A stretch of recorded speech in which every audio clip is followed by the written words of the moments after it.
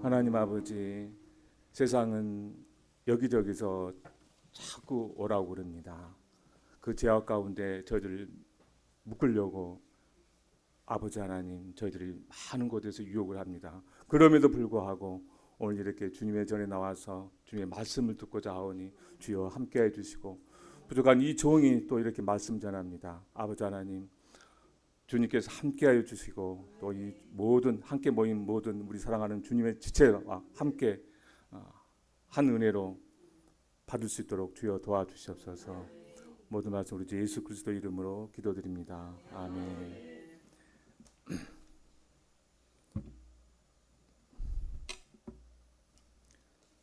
하나님의 말씀을 보겠습니다. 마가복음 2장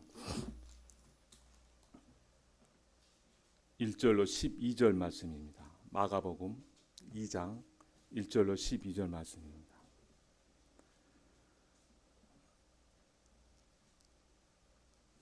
많으니까 서로 교도가면서 읽을까요? 제가 먼저 읽겠습니다. 수일 후에 예수께서 다시 가버나움에 들어가시니 집에 계시다는 소문이 들린지라 많은 사람이 모여서 문 앞까지로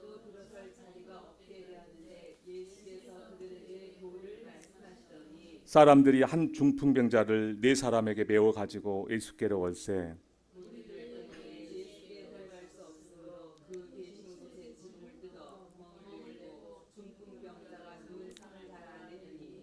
예수께서 그들의 믿음을 보시고 중풍병자에게 이르시되 작은 자야 내 죄 사함을 받았느니라 하시니 이 사람이 어찌 이렇게 말하는가 신성모독이로다. 오직 하나님 한 분 외에는 누가 능히 죄를 사하겠느냐.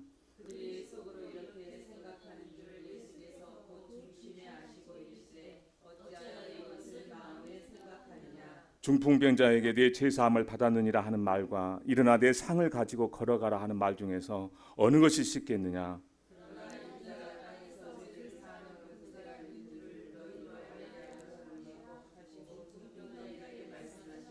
내가 내게 이르노니 일어나 내 상을 가지고 집으로 가라 하시니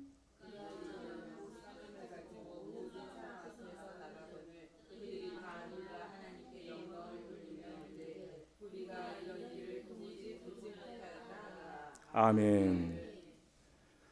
오늘 말씀 전하기 전에 우리 청년들이 뒤에서 비디오를 틀기 위해서 사다리까지 타고 올라가서 여러 가지 일을 했습니다. 오늘 실제적으로 오늘 성경 말씀 안에도 보면 그 말씀이 들어가 있습니다. 그래서 여러 가지 분주함이 있고 예배 드리는데 여러 가지 방해 요소들이 많이 있음에도 불구하고 예수님께서는 오직 한 가지 한 말씀 가지고 끝까지 집중해서 말씀 전하는 것을 아마 볼 수 있을 것입니다.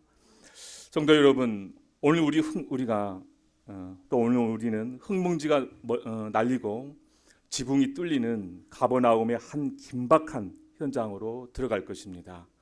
한 병자가 밧줄에 매달려서 주님 앞에 내려오는 극적인 순간을 볼 것입니다. 그 상황에서 우리는 기독교의 본질을 묻지 않을 수가 없습니다. 도대체 기독교가 이 세상을 향해서 줄 수 있는 유일한 유익은 무엇일까요? 혹자는 윤리나 평안을 말하는 사람도 있습니다. 그것은 복음이라는 어떤 태양에서 나오는 빗줄기일 뿐 그것이 본체는 아닙니다. 기독교의 진짜 얼굴은 바로 죄의 용서입니다. 기억하십시오.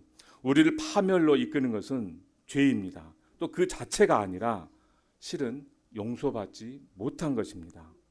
여러분, 천국은 누가 들어가죠? 죄 없는 자가 아니라 실은 죄를 용서받는 자들이 들어간다는 얘기입니다.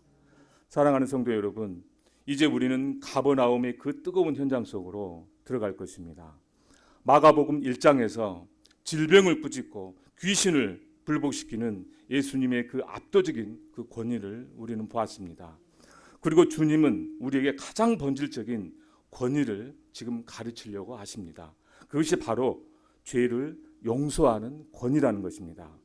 본문 1절과 2절을 보십시오.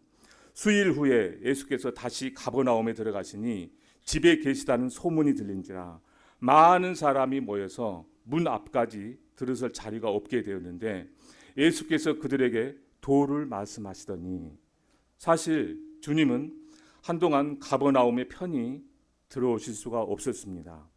마가복음 1장 45절에서 보면 고침받았던 어떤 나병 환자가 온 동네 다니면서 소문을 내는 바람에 수많은 인파가 몰려들었고 그래서 주님의 마음이 매우 무거워졌습니다. 그래서 이 군중들은 기적이라는 어떤 껍데기만 열광할 뿐 주님이 전하시고자 하는 복음이라는 알맹이에는 전혀 관심이 없었기 때문입니다. 예수님이 가버나움을 떠나시면서 던지신 한마디를 아마 기억하실 수가 있을 것입니다. 마가복음 1장 38절에서 보면 다른 가까운 마을들로 가자. 거기서도 전도하리니 내가 이를 위하여 왔노라 라고 말씀하셨습니다. 주님은 단순히 아주 용한 의사로 남기를 거절했습니다. 주님의 심장은 오직 하나, 영광스러운 복음의 선포를 위해서 지금 뛰고 있는 것입니다. 그 열기가 잠잠해질 무렵에 주님은 다시 사역의 본거지인 가버나움의 집으로 들어오셨습니다. 주님이 오셨다는 소식에 집 안은 물론 문 앞까지 인산인해를 이루었습니다. 기적만을 바라보는 수많은 눈동자가 주님을 향해서 마치 레이저처럼 쏟아내고 있는 그 순간에 정적을 깨고 지붕이 지금 뚫리기 시작합니다. 성도 여러분, 주님은 과연 기적에 굶주린 이 군중들을 어떻게 제사함을 보여줄 수가 있을까요? 기적의 구경꾼이 될 것인가? 아니면 복음의 수혜자가 될 것인가? 이 팽팽한 긴장감 속에서 한 걸음 더 들어가 보겠습니다. 본문 2절의 묘사를 보십시오. 많은 사람이 모여서 문 앞까지도 들어설 자리가 없게 되었는데 그야말로 베드로의 집은 많은 사람들로 완벽한 봉쇄 상태에 지금 빠져 있습니다. 그러나 우리는 여기서 영적인 안목을 가져야 됩니다. 군중의 크기가 결코 사역의 성공을 의미하지 않는다는 것입니다. 마가는 수많은 인파가 모였다고 기록했을 뿐 그들이 회개했다거나 믿음을 가졌다고 말하지 않습니다. 저는 이들을 구경꾼이라고 부릅니다. 그들은 지독한 수동적입니다. 주님께 그들의 삶을 드리기보다는 그저 병고침을 받고 배를 불리는 일에만 온 신경이 쏠려 있다는 것입니다. 오히려 이 군중은 복음의 가장 큰 장애물이었습니다. 사지가 마비된 이웃에게 단 한 뼘의 길도 내어주지 않는 그들의 무관심과 영적 이기심이 결국 지붕을 뜯어내게 만드는 것입니다. 그런데 이 호기심 많은 군중 속에서 훨씬 이들보다 더 견고한 단단한 부류가 섞여 있었습니다. 바로 바리새인들이었습니다. 이들은 분리된 자라고 부르는데 당시 종교체계의 수호자들이었습니다. 율법을 지키기 위해서 목숨을 걸었던 열심 당원들이었지만 그들에게는 치명적인 문제가 있었습니다. 그것은 율법을 보호한다는 명목으로 그 주변에 겹겹이 쌓여 올린 그들마저도 지킬 수 없는 인간적인 규정의 벽을 만들어서 그것을 지키고 노력을 하고 있었습니다. 그들이 만든 이 복잡한 조항들은 결국 하나님의 참된 뜻을 가려버렸습니다. 사람들은 율법의 본질인 사랑과 자비를 보는 대신에 인간들이 만든 숨막힌 그 규정들만 마주하게 된 것입니다. 자기 의로움에 덧치한 이 종교 체제는 사람을 구원하기는커녕 오히려 영적인 쇠사슬을 묶어버리는 거대한 감옥이 되어버렸습니다. 사랑하는 성도 여러분, 오늘 이 가버나움의 집 안에는 세 부류가 공존합니다. 첫째는 기적만 바라는 구경꾼이 있고, 둘째는 자기 의라는 감옥에 갇힌 바리새인이 있고요. 그리고 모든 장벽을 뚫고 주님을 대면하려고 하는 절박한 영혼이 있습니다. 여러분은 지금 어디에 서 있습니까? 혹시 여러분의 신앙이 누군가 주님께 나아가는 길을 가로막는 벽이 되고 있지는 않습니까? 아니면 종교라는 껍데기 안에서 안주하고 있습니까? 이제 이 답답한 이 궁중의 벽과 종교의 문턱을 넘어서 주님의 발치로 자신을 던졌던 그 위대한 믿음을 만나보겠습니다. 성도 여러분, 당시 바리새인들은 비록 숫자는 적었지만 400년 동안 쌓아 올린 그 율법주의의 철옹성을 지키는 실질적인 지배자들이었습니다. 그날 이들이 베드로의 집 들끓는 군중 속에서 독사처럼 숨어 있었습니다. 주님의 가르침이 자신들의 기득권을 무너뜨릴 것을 감지하고 신성 모독이라는 올무를 씌우기 위해서 살기 어린 눈을 지금 부라리고 있었던 것입니다. 그리고 그 곁에는 본문 6절에서 증언하는 서기관들이 앉아 있었습니다. 어떤 서기관들이 거기에 앉아서 마음에 생각하기를. 자, 누가복음 5장 17절은 이 긴박한 대치를 더욱 구체적으로 보여줍니다. 갈릴리의 각 마을과 유대의 예루살렘에서 온 바리새인과 율법 교사들이 앉았는데 보십시오. 유대 전역에서 모여든 이 차가운 지성의 소유자들이 주님을 신문하듯 지금 에워싸고 있습니다. 집 안은 기적을 바라는 군중의 열기하고 주님을 무너뜨리려고 하는 종교가들의 증오가 지금 뒤섞여 있고 폭발할 것 같은 긴장감이 흐르고 있습니다. 혹시 제가 오늘 수요일날 예배 드리는데 우리 전도사가 잘 한 것인지 못하고 있는 것인지 혹시 이렇게 노려본 사람은 없죠? 우리 집사람이 혹시라도 가슴이 저린지 모르겠습니다. 지금 이 상황이 지금 예수님이 보기에 정말로 숨막히는 그런 공간입니다. 뭐 제 모습은 그 모습은 아니겠지만 하여튼 그런 모습입니다. 저라면 이 예수님이 이 자리에서 어떻게 할 것인가? 저 개인적으로 생각해 보면 답이 없습니다. 바로 그때 누가복음 5장 17절 하반절에서 마가복음이 생략한 놀라운 광경을 보여줍니다. 누가는 병을 고치는 주의 능력이 예수와 함께 하더라라고 표현했습니다. 이걸 보십시오. 종교 기득권층은 주님을 잡으려고 덫을 놓고 있었지만 그 현장에는 이미 병을 고치는 하나님의 강력한 임재가 폭포수처럼 쏟아지고 있다는 겁니다. 군중은 기적이라는 현상에 목말라 있고 서기관들은 논쟁에 골매겠지만 주님은 그 능력 한복판에서 오직 하나님 나라의 말씀을 증언하였습니다. 왜 그렇습니까? 기적보다 시급한 것이 말씀이고 치유보다 본질적인 것이 죄사함이기 때문입니다. 그러면 이 숨막히는 대치 상황 속에서 어떤 일이 벌어질까요? 종교의 장벽과 군중의 벽을 단번에 깨트리는 아주 파격적인 믿음이 등장한 것을 우리는 목격할 수가 있습니다. 이제 이야기는 본격적인 사건의 심장부로 들어가는데 그 서막은 한 절박한 죄인의 등장입니다. 본문 3절을 보십시오. 사람들이 한 중풍병자를 4사람에게 메어 가지고 예수께로 올세. 자, 4명의 친구는 마비된 친구를 메고 달려왔습니다. 자, 그런데 그들을 맞이한 것은 거대한 인간의 장벽이었습니다. 4절은 그 냉혹한 현실을 기록합니다. 무리들 때문에 예수께 가까이 갈 수 없으므로라고 합니다. 여러분, 이것이 군중의 실체입니다. 호기심은 가득하지만 고통받는 이웃을 향한 긍휼이 전혀 없습니다. 건강한 사람들이 아주 반걸음만 조금만 비켜줬어도 사지가 마비된 이 환자가 주님을 만났을 텐데 이 이기적인 군중은 단 한 뼘의 길도 내어주지가 않았습니다. 그들에게 병자의 고통은 자기들의 구경거리를 방해하는 귀찮은 요소였다는 것입니다. 하지만 이 4친구는 단호했습니다. 주님께 가는 길이 막히자 그들은 상상을 초월하는 결단을 내립니다. 4절 하반절의 그 긴박한 묘사를 보십시오. 그 계신 곳에 지붕을 뜯어서 구멍을 내고 중풍병자가 누운 상을 달아내리니. 여러분, 이 장면을 입체적으로 한번 그려보십시오. 주님께서 생명을 말씀을 전하시는데 갑자기 천장에서 흙가루가 지금 떨어지고 있습니다. 집더미가 지금 날리고 있습니다. 설교는 당연히 중단됐을 것입니다. 사람들은 경악해서 위를 쳐다보고 있고 이건 엄청난 무례이고 좀 당혹스러운 그런 소동이 아마 그 장소에 이뤄졌을 것입니다.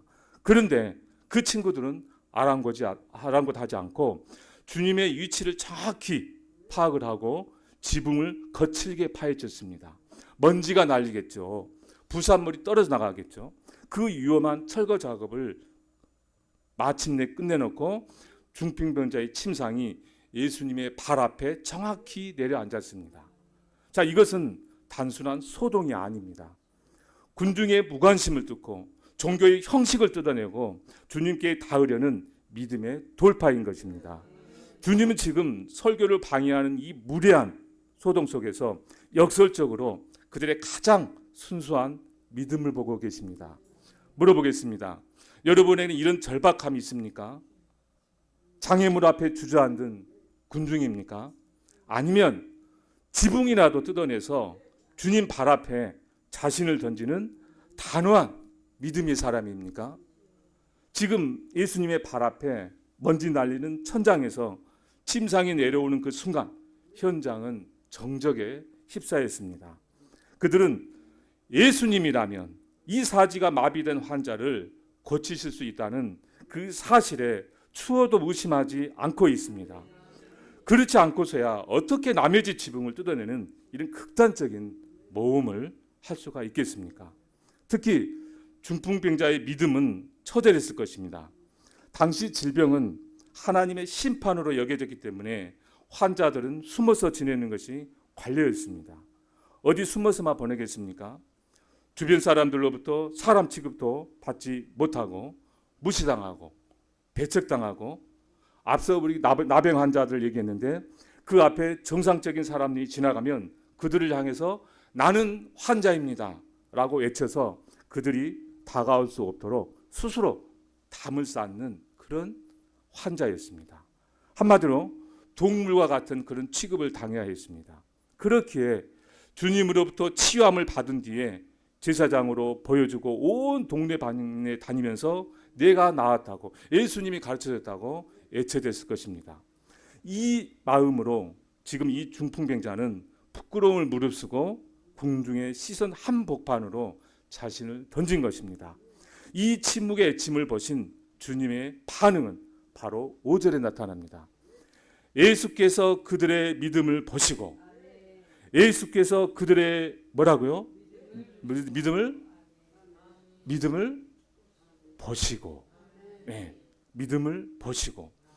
자, 주님은 그들의 말을 들으신 것이 아닙니다.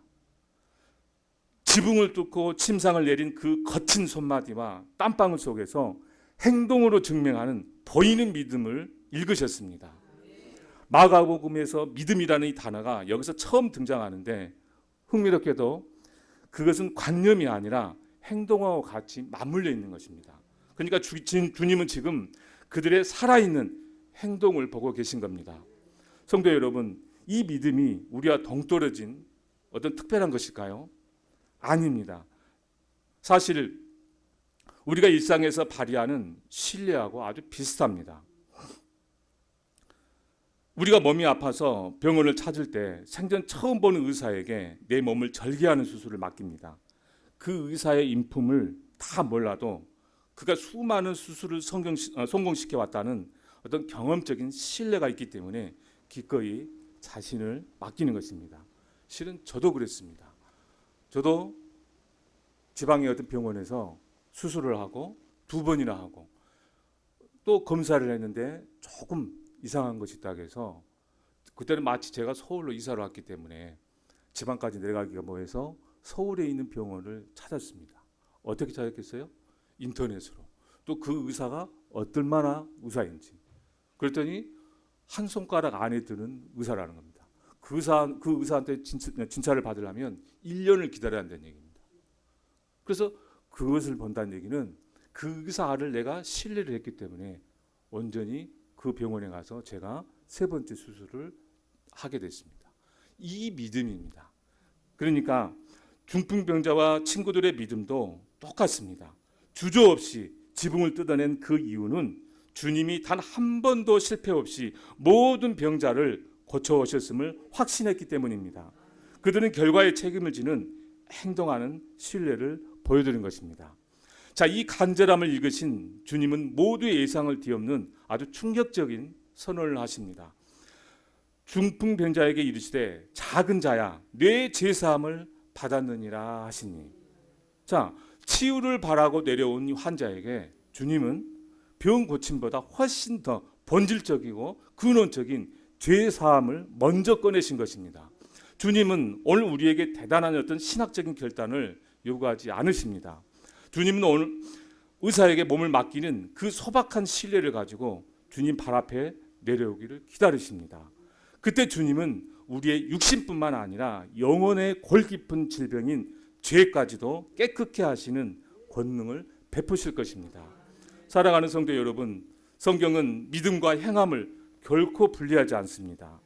야고보서 2장 17절의 선언처럼 행함이 없는 믿음은 그 자체가 죽은 것입니다. 참된 믿음은 관념의 어떤 감옥에 갇혀 있지 않습니다. 장애물을 깨뜨리고 주님을 향해서 기어이 달려가서 그 발 앞에 자신을 던지는 것입니다. 이날 주님은 지붕을 뚫고 내려온 5사람의 그 거친 행동을 보셨지만 그 중에서도 침상에 누운 중풍병자의 눈뜬 자의 시선을 고정하셨습니다. 그리고 세상 그 누구도 예상치 못한 아주 파격적이고도 따스한 말씀을 건네십니다. 소자야, 내 제사함을 받았느니라. 아멘. 여러분 보십시오. 주님은 이 환자의 내면에서 남들이 보지 못한 영적인 갈망을 발견했습니다. 그는 단순히 육신의 마비가 풀리는 기적만을 바란 것이 아니었다는 것입니다. 그는 자신의 영혼을 칭칭 감고 있는 그 죄의 사슬로부터 자유해지기를 처절하게 원하고 있었다는 것입니다. 그는 자신의 겉모습의 영혼보다 그래서 이 오직 예수님만이 그 지옥 같은 어둠에서 자신을 건져내실 분임을 믿었습니다.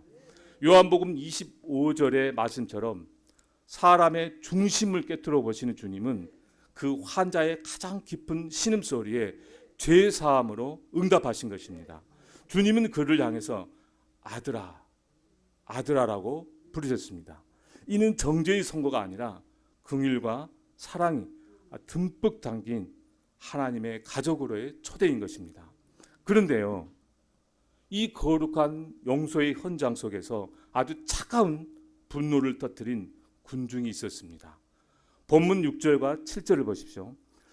어떤 서기관들이 거기 앉아서 마음에 생각하기를 이 사람이 어찌 이렇게 말하는가? 신성모독이로다. 오직 하나님 한 분 외에는 누가 능히 죄를 사하겠느냐?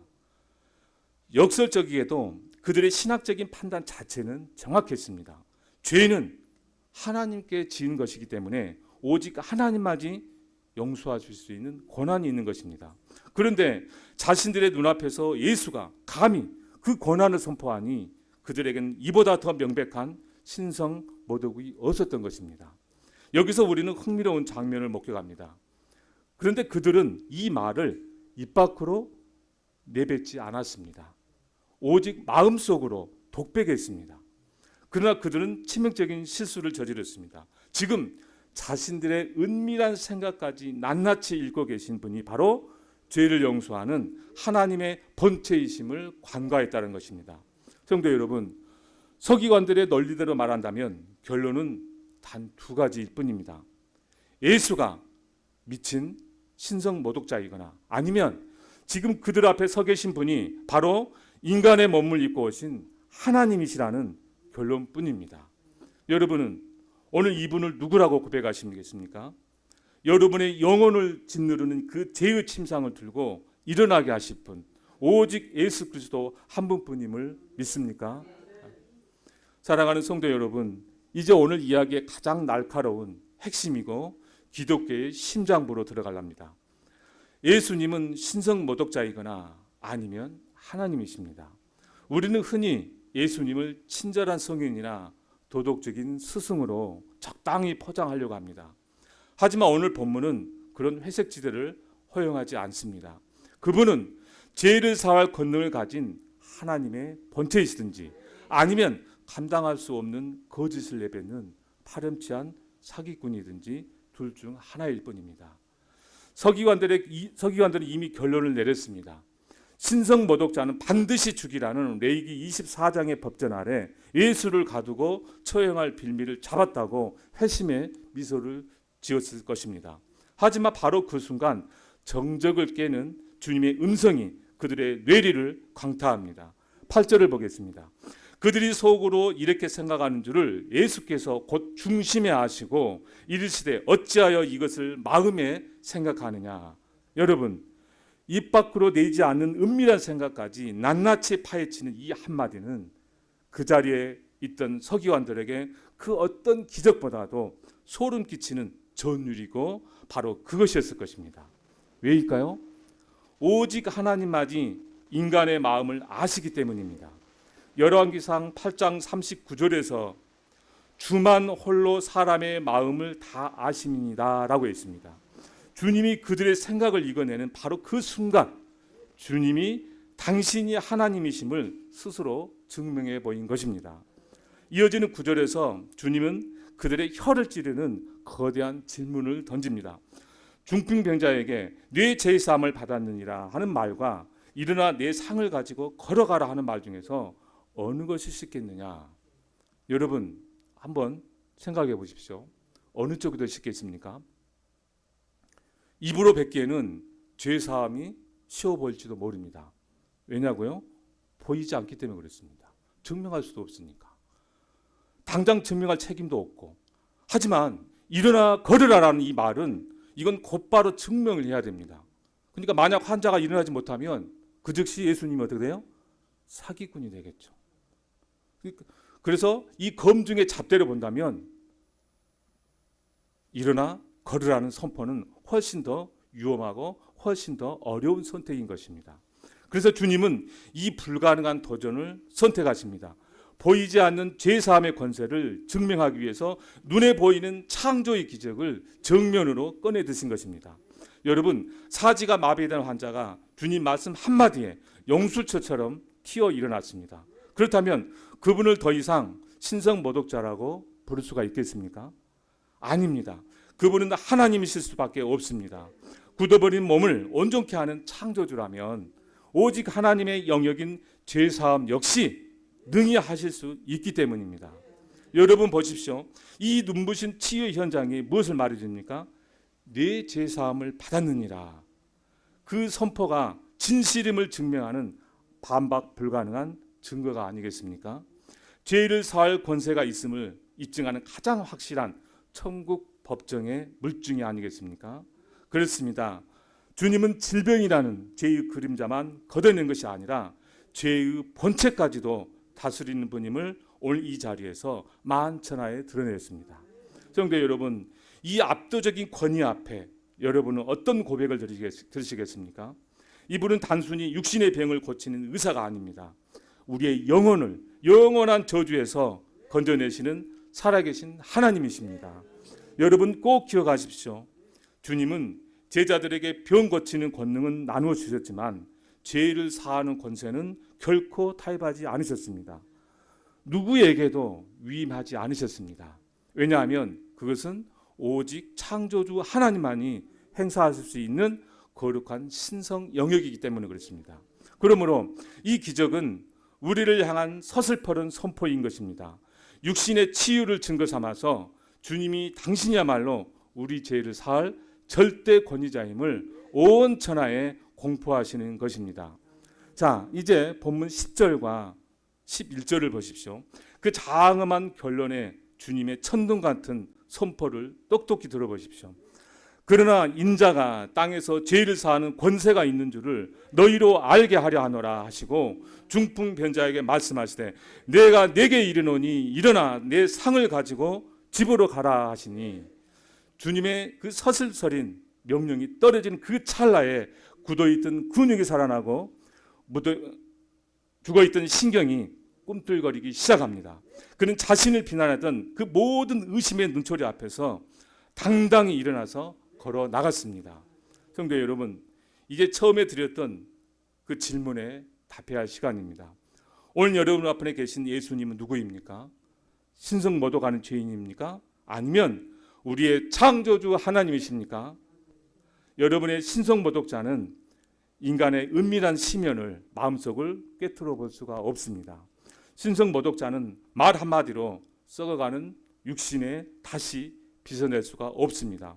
오직 하나님만이 하실 수 있는 일을 오늘 그분이 행하셨다면 예수는 살아계신 하나님 바로 그분입니다. 그분이 하나님이시라면 오늘 우리에게 선포하시는 내 제사함을 받았느니라 라는 이 말씀을 결코 빈말이 아닙니다. 우리 영혼을 영원한 자유로 인도하는 가장 복된 진리가 되고 우리를 살려내는 생명의 최후 선언입니다. 이 압도적인 용서의 복음 앞에 여러분을 짓누른 죄의 무게가 얼마나 무겁습니까? 이 무대한 위대한 용서의 사랑 앞에 이제는 그 짐을 다 던져버리지 않으시겠습니까? 주님의 이 단호한 명령이 떨어집니다. 일어나라, 내 상을 들라, 그리고 집으로 가라. 말씀이 떨어지기에 무섭게 그는 그 자리에서 즉시 일어났습니다. 오직 창조주의 권능만이 보여줄 수 있는 완벽하고도 눈부신 회복의 드라마였습니다. 누가복음은 증언합니다. 그가 집으로 가는 길 내내 하나님께 영광을 돌렸다라고 말합니다. 여러분, 육신의 강건함과 영혼의 자유를 한꺼번에 얻은 그에게 이보다 더 찬란한 일이 또 있겠습니까? 그 벅찬 감격에 비하면 지붕 수리비 따위가 무슨 문제겠습니까? 그것은 오히려 기쁨으로 드리는 아마 최고의 애물이 됐을 것입니다. 성도 여러분, 오늘 우리는 인자라는 아주 낮은 이름으로 우리 곁에 오신 하나님을 만났습니다. 주님이 자신을 사람의 아들이라고 부르신 이유가 무엇일까요? 우리와 똑같은 처지로 낮아지시겠다는 끝없는 겸손이고 오직 십자가의 길만을 가시겠다는 거룩한 결단이었습니다.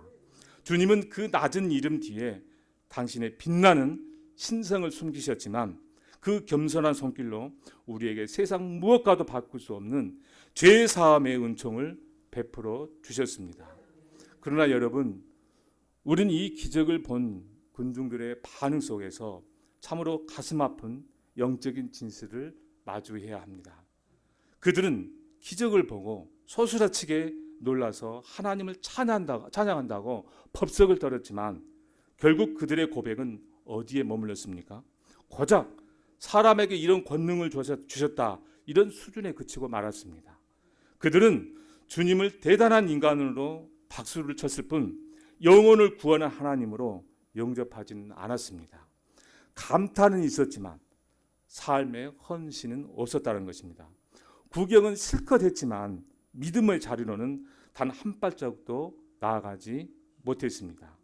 주님을 곁에 두고도 그저 위대한 성인으로만 여겼던 그들의 무지, 그것은 참으로 비극적인 영적인 소경의 모습이었습니다. 오죽하면 주님을 보자마자 하나님은 거룩한 자라고 비명을 질렀던 귀신들이 그들보다 더 영리해 보일 정도였습니다. 사랑하는 성도 여러분, 오늘 여러분 어떤 자리에 서 계십니까?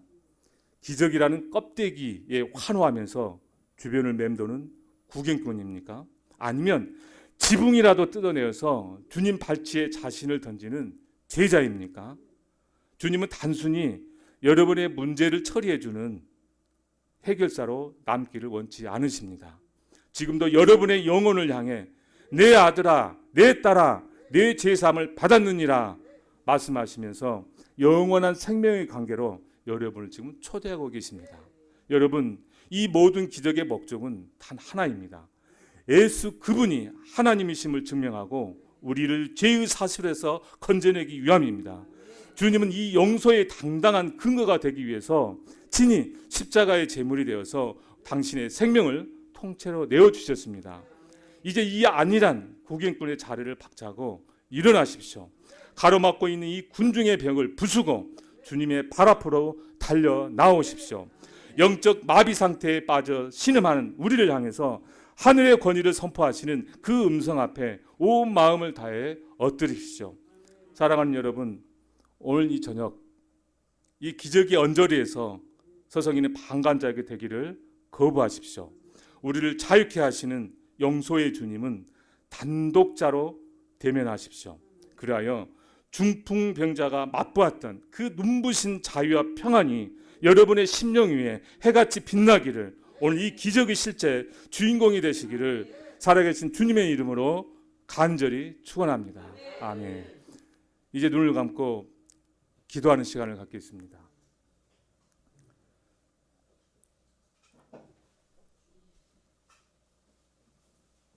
이 시간 구경꾼의 자리에 머물렀던 우리의 무지를 회개합니다.